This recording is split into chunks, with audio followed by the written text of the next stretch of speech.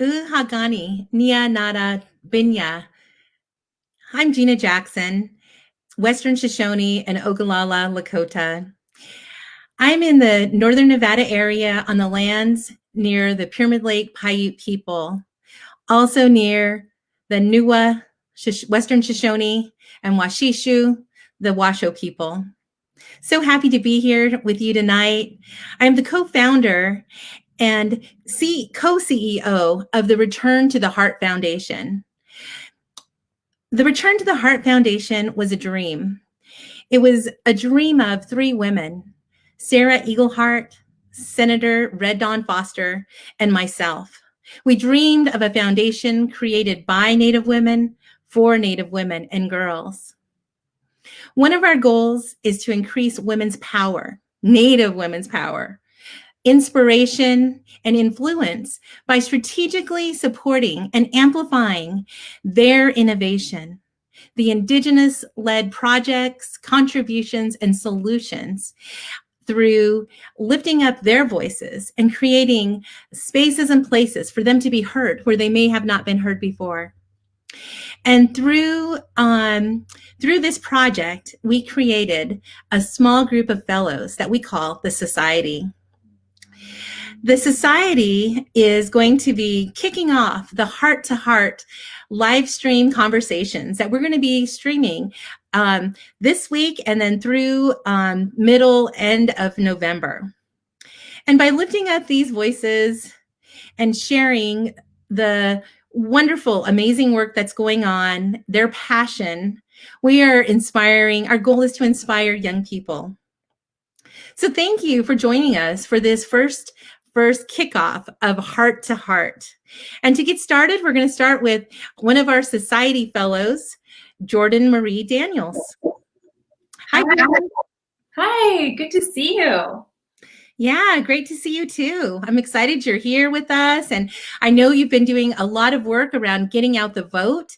But today I'm going to ask you, what is on your heart?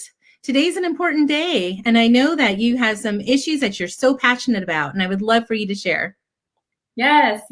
Thank you. So for those tuning in, my name is Jordan Marie Brings, Three White Horses Daniel. I am Koichasha and Sochangu Lakota, a citizen of Koichasha Oyate, the Lower Bull Indian Reservation in central South Dakota. Currently, I reside on occupied Tongva lands here in Los Angeles, California.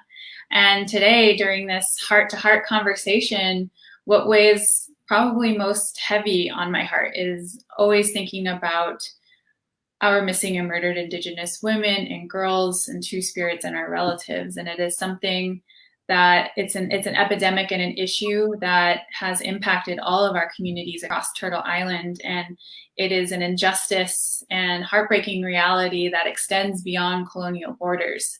And especially for today is Purple Thursday. And I know Strong Hearts, they created this campaign through their Native Helpline to help give visibility and awareness to domestic violence. And October is Domestic Violence Awareness Month.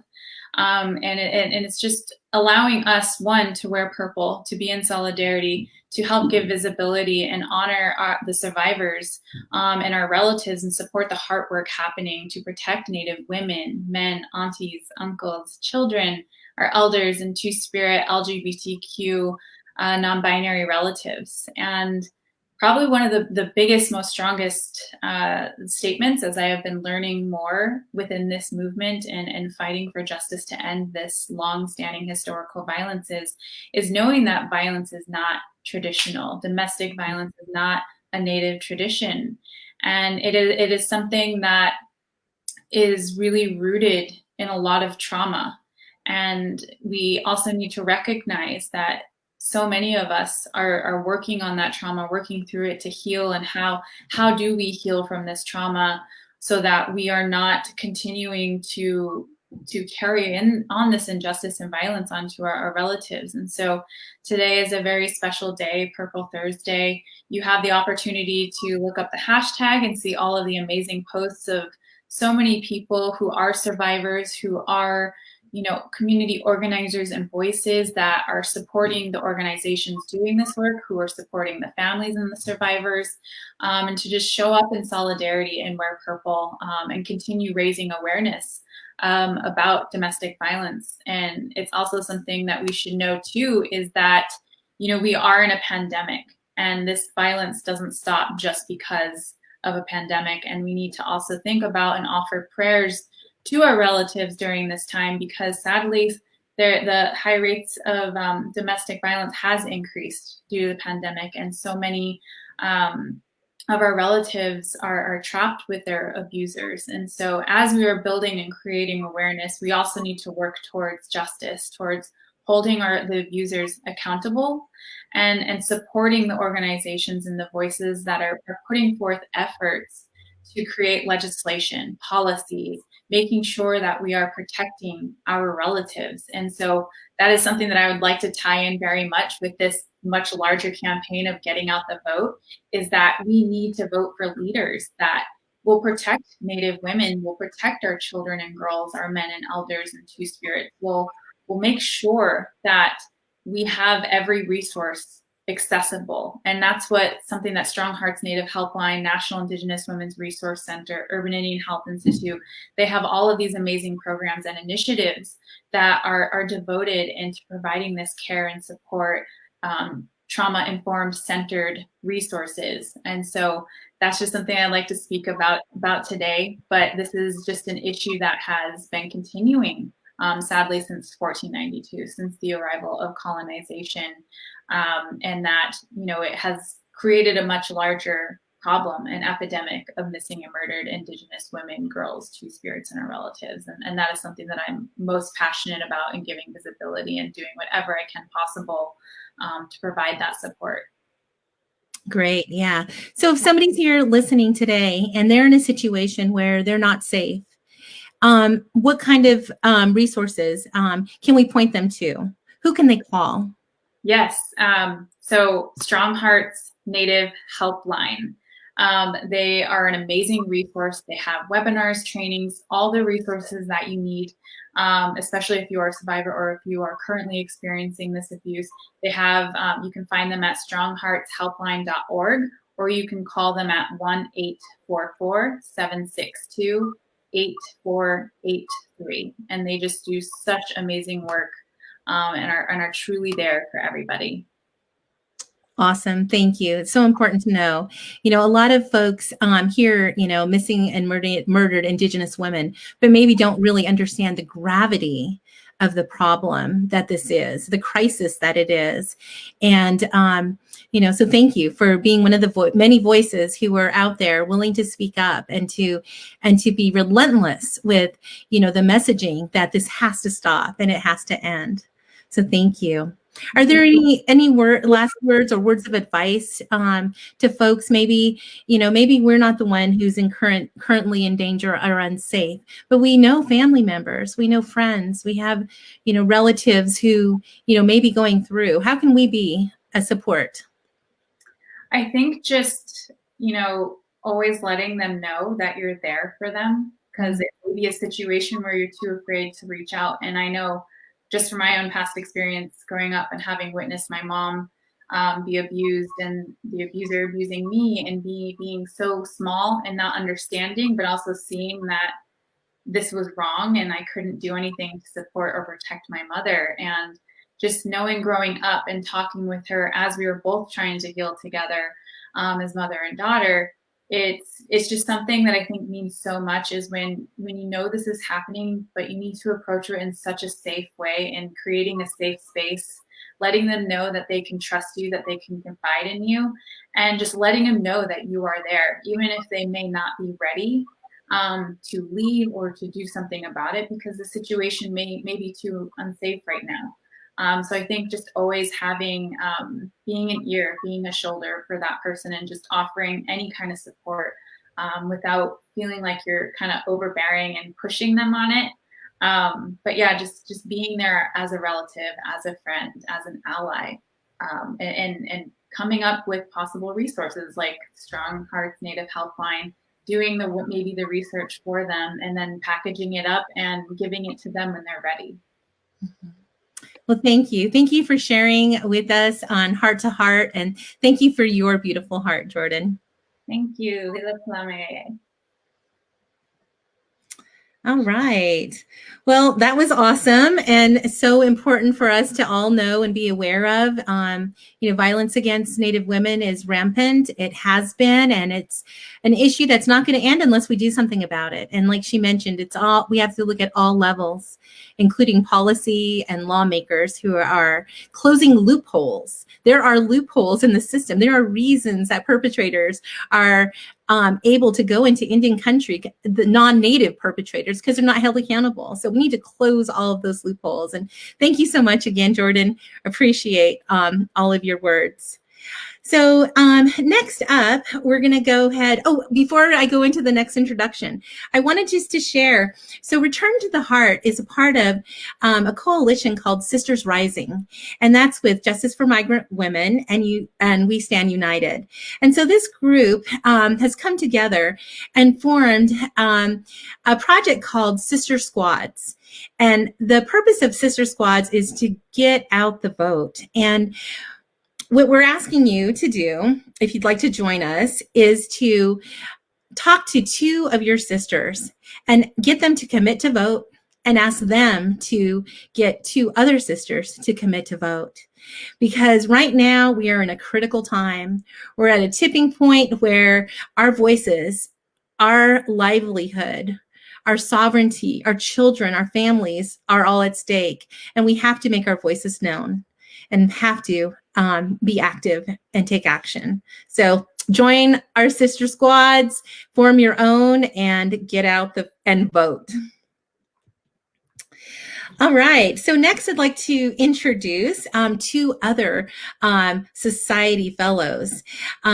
We have Lila June Johnson and Joni Romero. I'm going to ask them to come on and go ahead and start with an introduction, and we'll let you speak from your heart to our hearts.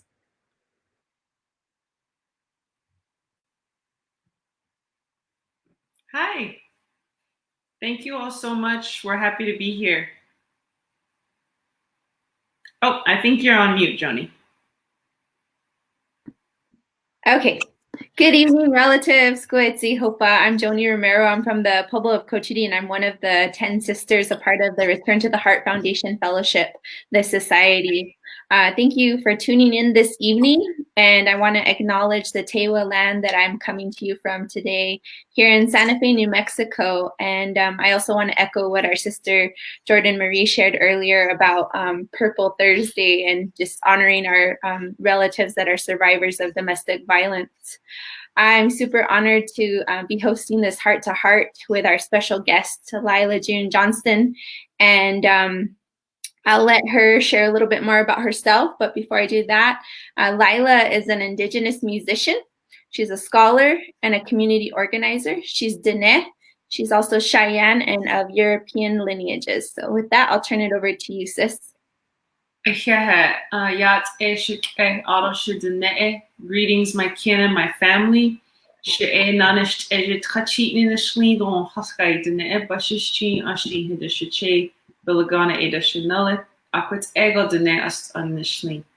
I'm from the Black Charcoal Street division of the Red Running Into Water clan of the Dene Nation. We are also incorrectly known as Navajo. And I'm very happy to be here with you, Joni. Thank you so much. Right on, sis.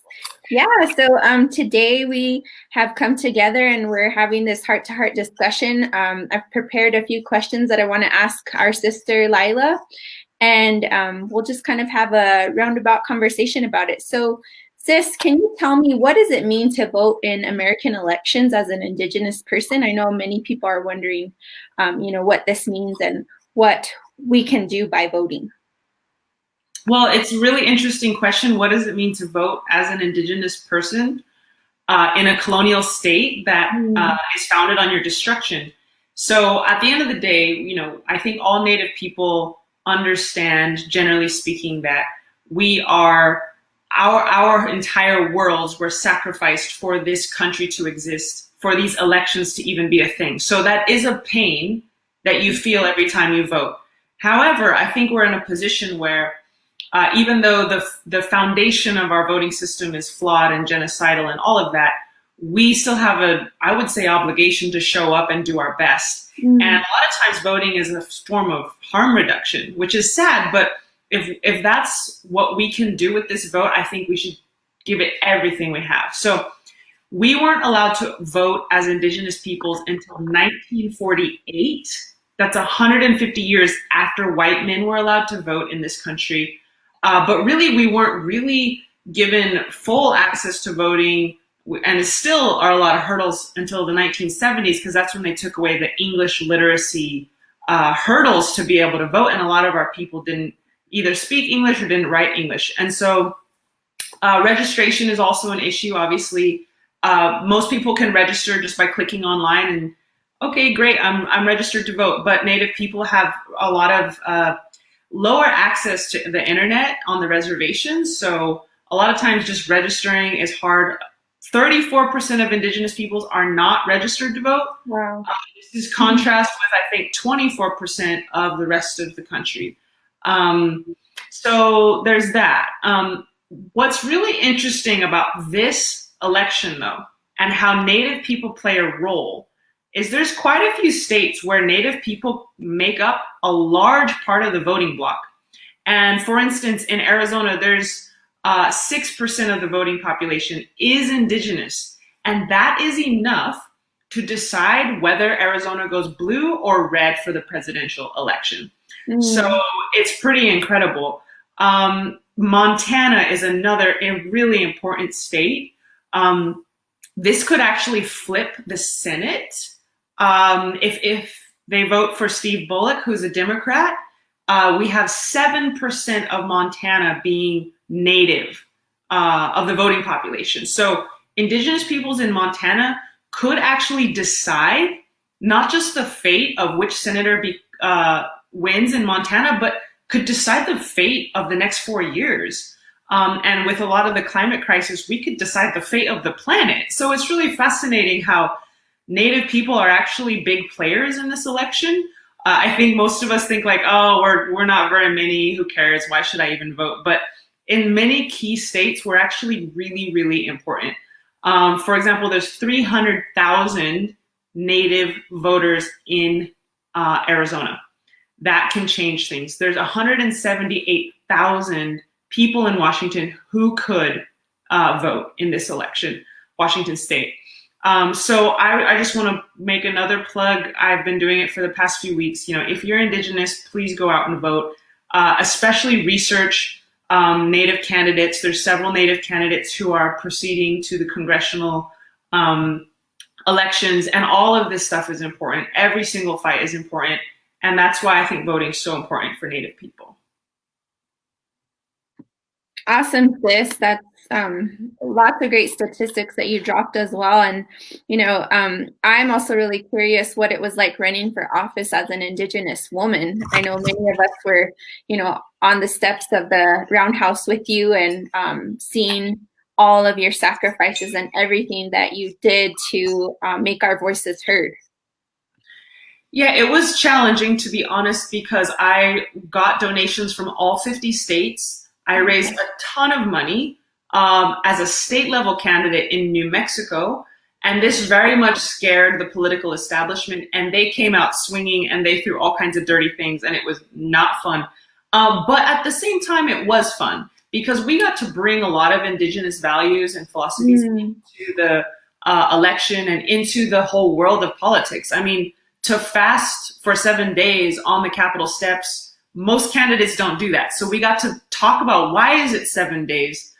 Because we're fighting for the next 7 generations, not next fiscal quarter. And another thing we were really proud of by the end of the campaign was the 7 Generations New Deal, which is sgnd.info. And that is an Indigenous perspective on legislation and policy that any state across the country can implement to fight the climate crisis from a Native American perspective. Wow.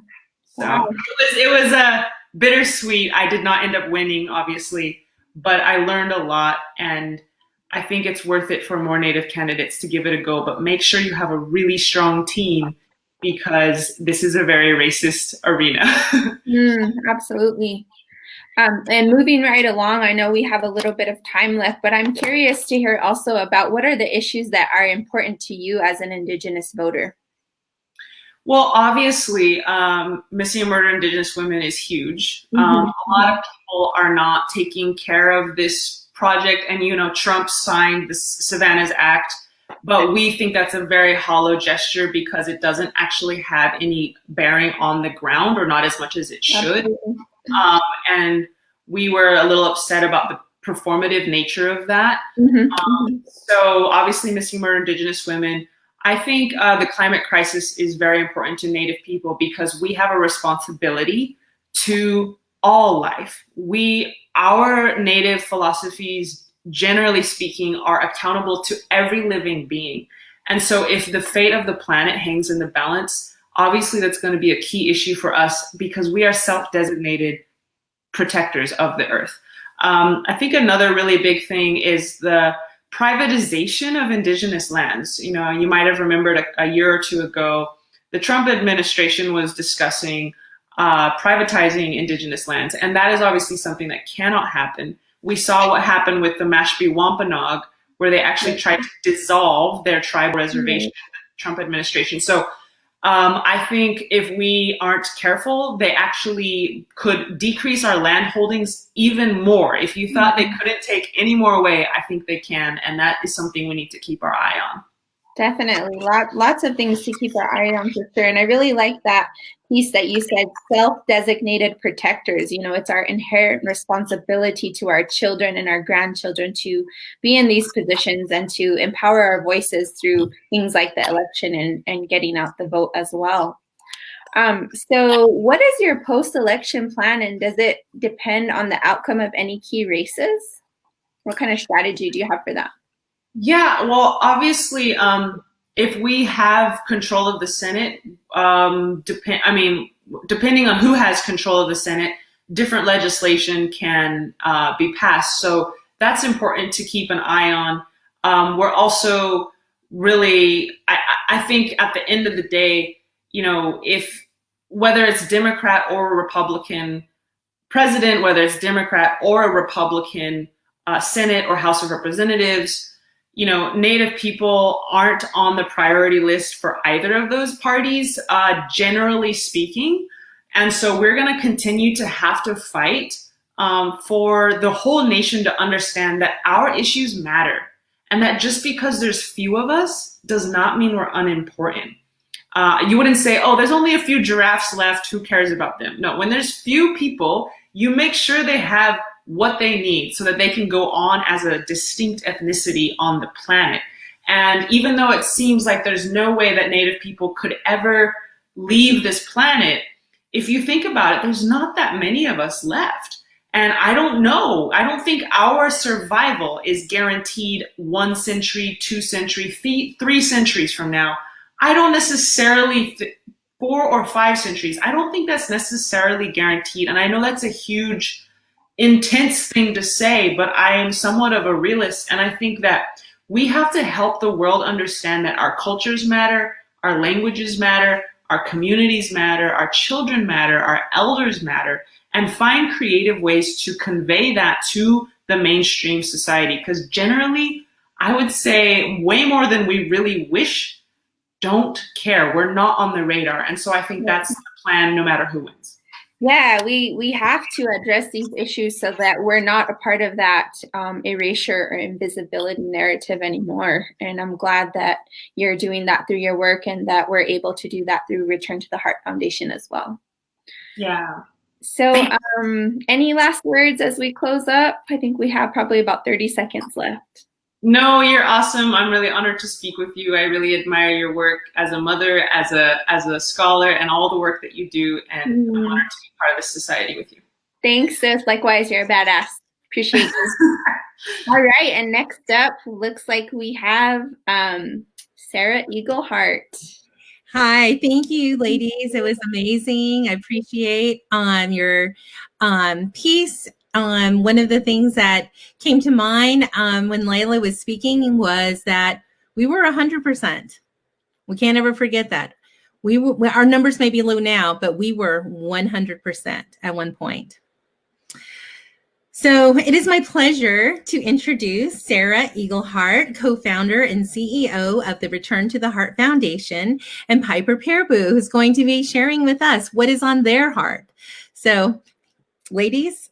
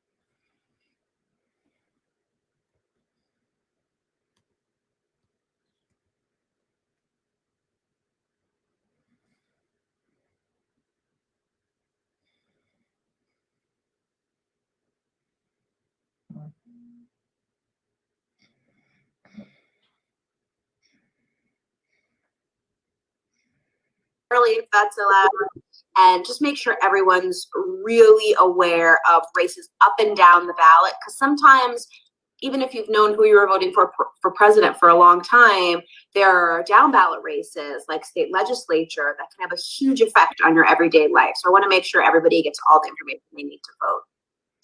Great. And so what made you do this? Like, why? It's a lot of work. Why would you do that? That's what my husband says. That's the term. I should have brought over this big map of the United States in our TV room with stickers and like Post-it notes of like, oh, this state legislator in Oklahoma and this woman running for state leg in Texas and Arizona and Alaska. It's a lot. This nation is big and there's a lot of things going on at once. But when Trump was elected, I realized that I hadn't really been paying attention and I hadn't been really doing all I could do to help create the change I want to see in the world. So I just sort of jumped in with 2 feet and I met people like you. I mean, I think I was at the first Women's March in Washington, and I know you were, but we didn't know each other yet, but I'm sure I saw you. And then as I've sort of just jumped into this work, you know, we've met again and again, United States of Women and Women's March and all these places. And so once you kind of get going and you know the leadership, it's hard to stay away because you just see the potential in what's possible. Yeah, and I think like that's what I really loved about you and how you're using your platform is that you jump in wherever you can to share your platform. And I think that's been really incredible. And even at the United States of Women, because, you know, for Native women, for me, the reason why I jumped into even the narrative change work was really because I saw that we needed to change culture in America on a mass scale. And I was like, okay, well, I just need to find who I can work with and who I can help will help me to amplify and also just take those chances, you know, wherever we can. And of course, that was with Women's March. Of course, that was at the United States of Women. And then also just, you know, in my personal life as well. So I've just really appreciated that from you. And you actually got up on stage and sang with us at the United States of Women. How was that, by the way? I don't think I've ever really asked you that. It was so cool because we were doing a land acknowledgement, which I would like you to talk about actually, because now I think about that every time I speak. And that was one of the biggest events that I had been at where there was a land acknowledgement. Can you just say a little bit about because I've called you in the past and been like, can someone come and help me do a land acknowledgement? And you're like, we're busy, you do the land acknowledgement. So I feel like I think that everyone can do, but I want you to just say what it is so that people feel confident that they can do it when they're speaking at events. Yeah, I mean, the thing is that for me, like land acknowledgements, it's more of for me, it's like we really need to get into that culture of doing it, right? And I think sometimes, that just a simple like acknowledgement of the history of the people of where you're at and the land that you're at, which PS, by the way, I'm in the land of Oceti Sakowin, like the 7 council fires of the Lakota, Nakota, and Dakota. And where are you?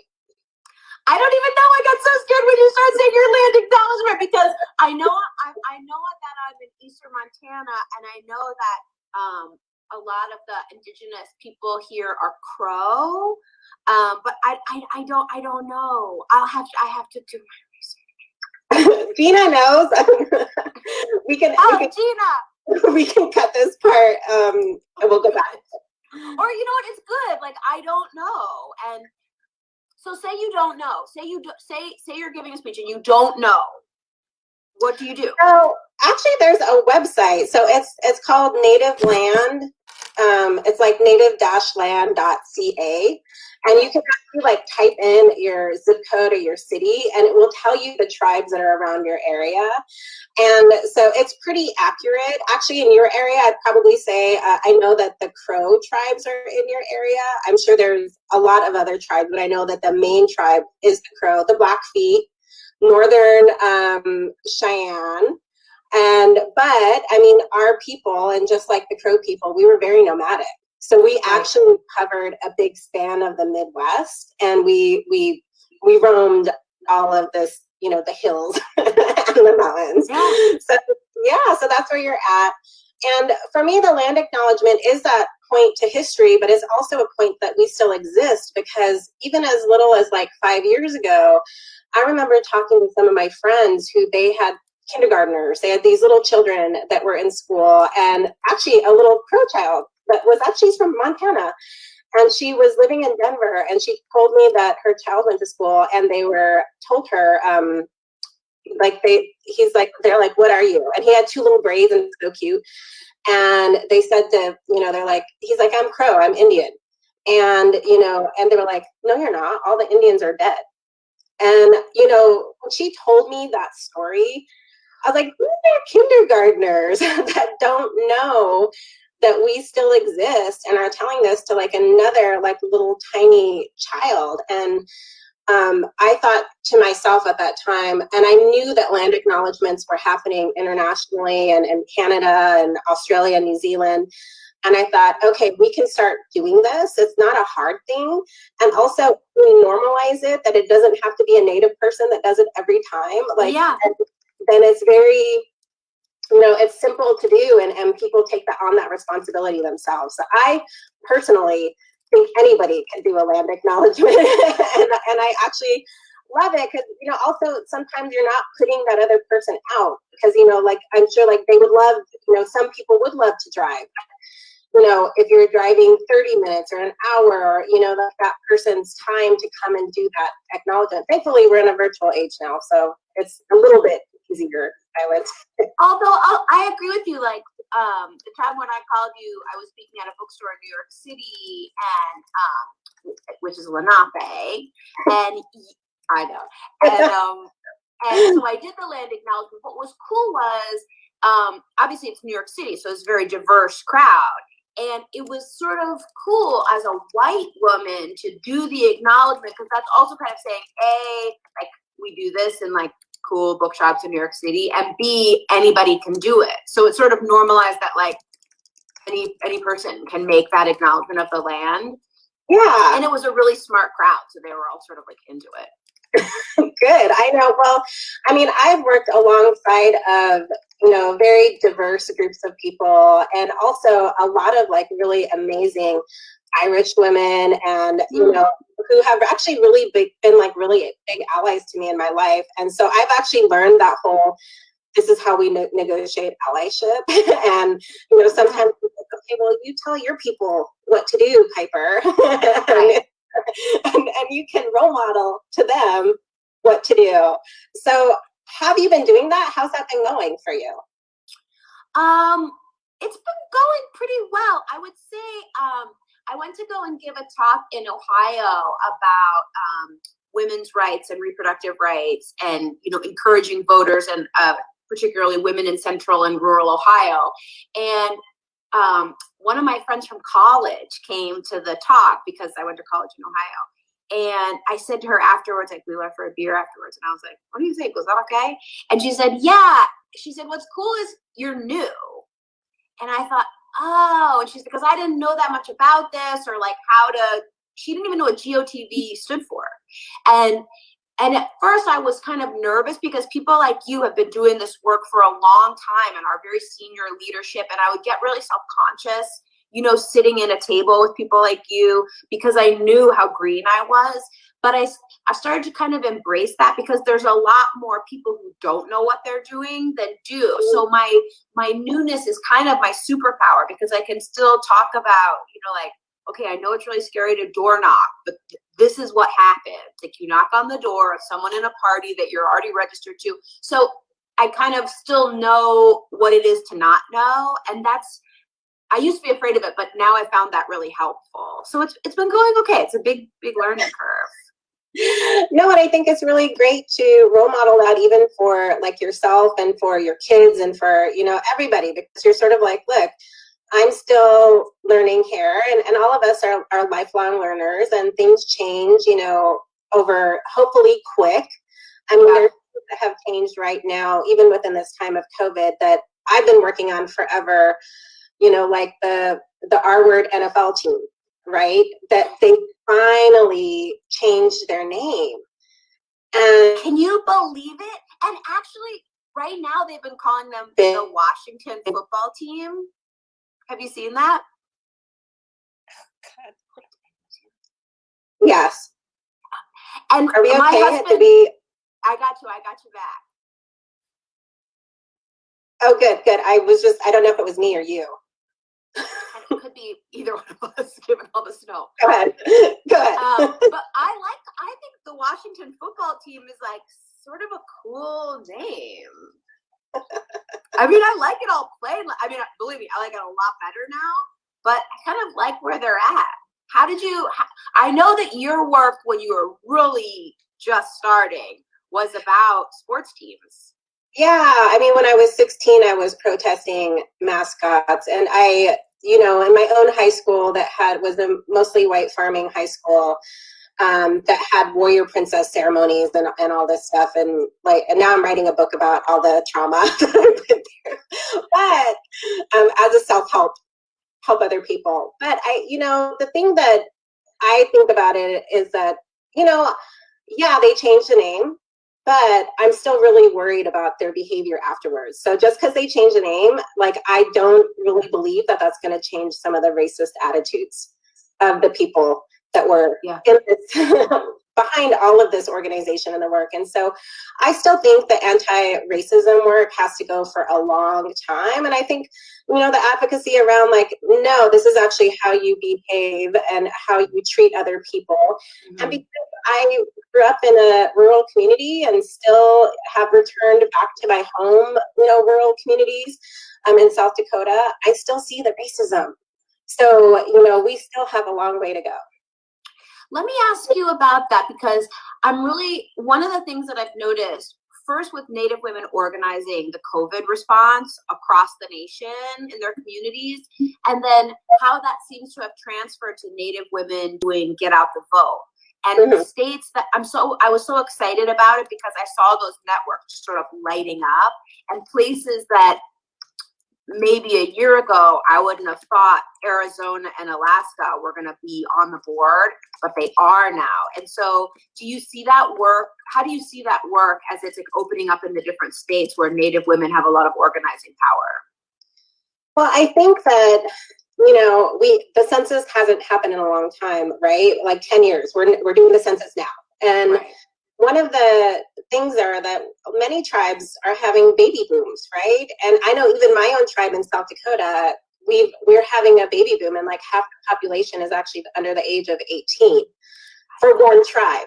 I mean, we're the Yeah. biggest tribe in the Midwest region, but like that's a big deal because Yeah. when you look at our long-term voting power, that's going to be amazing. So I mean, Yeah, congrats, by the way. well, I mean, but we have so many challenges and barriers, right? I mean, we have COVID that's happening right now. We have to fight for our tribal sovereignty. Right. We have to make sure that our Native women are protected. So, I mean, that's why Native women are jumping in, because they know that this is broader and bigger. So we have some really great women that have jumped in this year. We have one from Northern California, Morningstar Galley, who's done a women's march and led a women's march. We did supporting another woman, Candy Brings Plenty, who is a part of a new org called the Ocheti Shakowee Women's March that's happening in South Dakota. So they did a vote to the polls, a march to the polls on Monday, where there was one group of women that were out front of the courthouse and the voting in Sisseton Wahpeton tribe. And then we had another one. I mean, she was literally out of the hospital from COVID, and she was on there hosting, you know, this online webinar. So our women are just really, really amazing and strong. And then of course, like Ali Young in Arizona, that's supporting Protect the Sacred, and across Arizona and New Mexico. So we just have these amazing women that are uplifting and amplifying in every way possible the importance of getting out the vote. So that's why I'm really excited about this momentum, and excited about the work that, you know, you're doing too to drive this momentum. I'm so excited about it, and I'm seeing it all across the country and with so many Native women leaders. And it gives me so much hope that we can keep this momentum going, that we can win and then keep this momentum going legislatively and culturally, so that we can see real change. Because I feel like, you know, in those first days of the first Women's March, when you were there singing the song of the missing and murdered Indigenous women, which now is a song I know the words to, I feel like my own sort of journey into education and then activism and allyship, I'm really hopeful that we can take another step forward, because there's such powerful leadership in your community, and I just want to follow more of it. Yeah, and I think like that's what I'm so excited about, is the big leaps forward that we've taken. That there are some things that, you know, I don't have to explain anymore, and the millions of things that I have to explain, right? And so like that's what makes me excited. But it also is like really great, you know, allies like you who jump in and share the work, and also, you know, educate your own network of people that makes this work so great. So thank you so much for joining us, Piper. Really appreciate you. Thank you. Thanks for having me. I want to do a land acknowledgement before we finish. Okay. I am in southeastern Montana, which is the land of the Salish and the Kootenai tribes. And I just want to take a moment to be aware and acknowledge that this land is theirs. Thank you so much for that. I know we all appreciate everyone knowing where they come from. And if you don't know, you go and you look on native-land.ca, find out where you're from. Anybody can do a land acknowledgement. Thank you so much, Piper. And thanks for talking with me, Sarah. And I know, 13 days to go.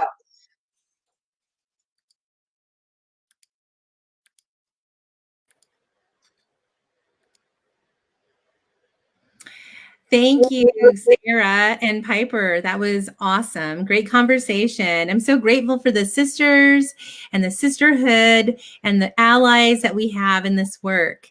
I'd like to share a little bit about another fellow. This fellow is a musician, an artist, fellow Ray Zaragoza. She's actually releasing a brand new album tomorrow. it's called Women in Color. And Women in Color is a collection of stories about Ray's experience as a woman of color here in America. It was produced by Grammy-nominated producer Tucker Martin. And you can pre-order the album now at raygaragoza.com. And so she's going to provide she's giving us a song tonight. It's called Rebel Soul. And we're excited to hear her words and her music, her stories. But before we close up our hour with the song, I just wanted to give you a heads up for our next heart-to-heart conversation, which will be next week. We have 3 more fellows that we are going to have an opportunity to hear from. And first we have Yonajdaha Lone Wolf, founder of the Indigenous Peoples Movement. We have Morningstar Galley, an activist and organizer in California. And Holly T. Bird, an attorney, tribal judge, and activist for Indigenous peoples and the earth. So we're excited to bring their voices forward and to hear what's on their heart tonight or next week. Sarah, did you have something? Oh.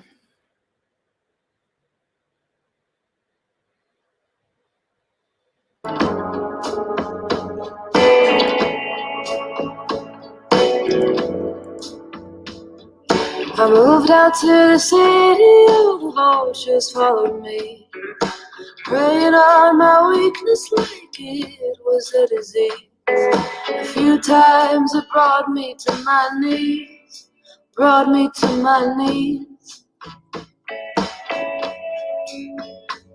So I walked into the desert, fighting through the heat, searching for the answers that I can't seem to see.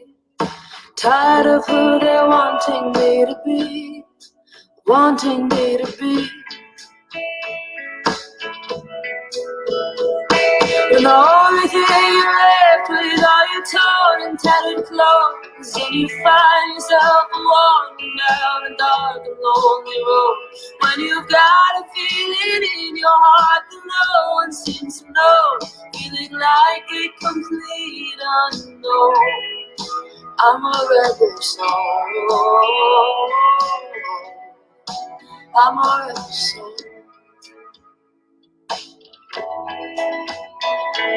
I lifted up my head and I walked into the clouds. Decided that this moment won't ever get me down. Nobody's gonna stop me now.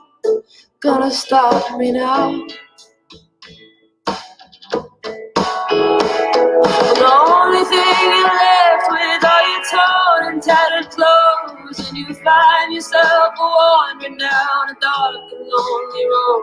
When you've got a feeling in your heart that no one seems to know, feeling like a complete unknown. I'm a rebel soul.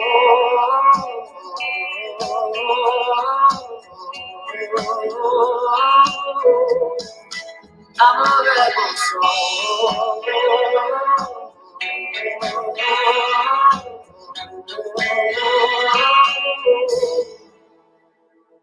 The only thing you're left with are your torn and tattered clothes, and you find yourself walking down a dark and lonely road.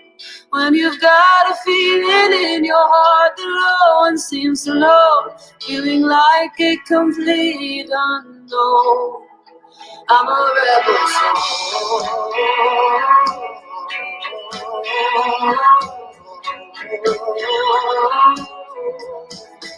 I'm a rebel soul.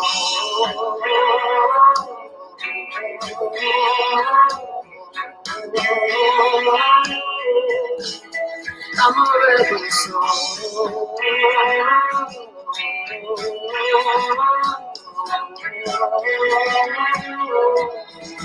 I'm a rebel soul. I'm a rebel soul.